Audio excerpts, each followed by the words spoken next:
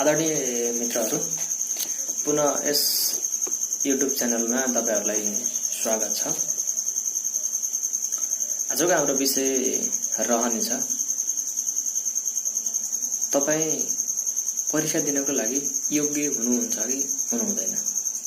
वास्तवमै यो प्रश्न धेरै महत्त्वपूर्ण छ र तपाईले आफैले आफैलाई यो प्रश्न सोध्न अति आवश्यक पनि छ। के तपाई फिट हुनुहुन्छ? के तपाई योग्य हुनुहुन्छ?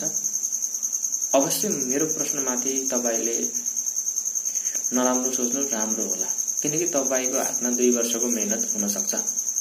यद्यपि 2 वर्षको मेहनतलाई 2 घण्टामा लेख्नुपर्ने अवस्था भनेको परीक्षा हो।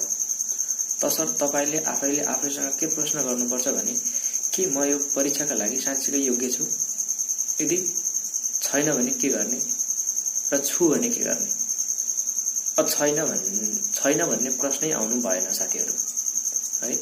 जसले अलिअलि गरेको छ त्यसैलाई कसरी राम्रो बनाउने र जसले राम्रो गरेको छ त्यसलाई त्यस्तै राम्रो तरिकाबाट कसरी परीक्षामा प्रस्तुत गर्ने भन्ने कुरामा ध्यान दिन जरुरी छ।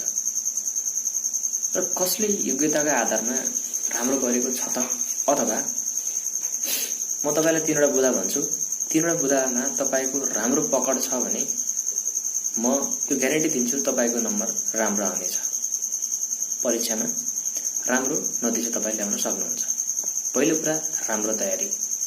तपाईसँग इनफ तयारी हुनुपर्छ। प्र्याक्टिसहरु अनि सिलेबसहरु, पाठ्यक्रमहरु भनौं सबै कुराहरु A to Z तपाईले कम्प्लिट गरेको हुनुपर्छ र तपाईसँग रिभिजन पनि पूर्ण रूपमा भइसकेको हुनुपर्छ। र अर्को कुरा मेन्टली फ्री। तपाई पूर्ण रूपमा मेन्टली फ्री हुनुपर्छ। मेन्टली फ्री भन्नाले तपाई स्ट्रेसमा हुनु हुँदैन, तपाई दबावमा हुनु हुँदैन, तपाई डरमा हुनु हुँदैन, तपाई फियरमा हुनु हुँदैन। तर विडम्बना अधिकांश विद्यार्थीहरु यो स्टेजमा यदि डराएका हुन्छन् तपाई यो डराउनु स्वाभाविक पनि हो, जो मसँगै व्यक्तिगत रूपमा घटित पनि भएको छ।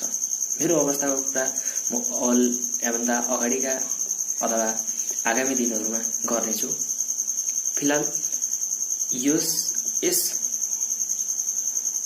रेकर्डमा चाहिँ म तपाईलाई 3वटा कुरा भन्नेछु। पहिलो चाहिँ राम्रो तयारी हुनुपर्छ तपाईको। दोस्रो चाहिँ मेन्टली फ्री हुनुपर्छ। Without stress I can able to give examination भन्ने मोटिभेसन तपाईमा हुनुपर्छ। तेस्रो कुरा चाहिँ मोटिभेटेड। तपाई मोटिभेटेड हुनुपर्छ। अब यो भनेको मेरो फल लिने समय हो र यसलाई मैले कसरी गरे भने फल लिन्छु भन्ने कुरामा ध्यान दिनुपर्छ। यी 3वटा कुरा तपाईले ध्यान दिनुपर्छ। धन्यवाद।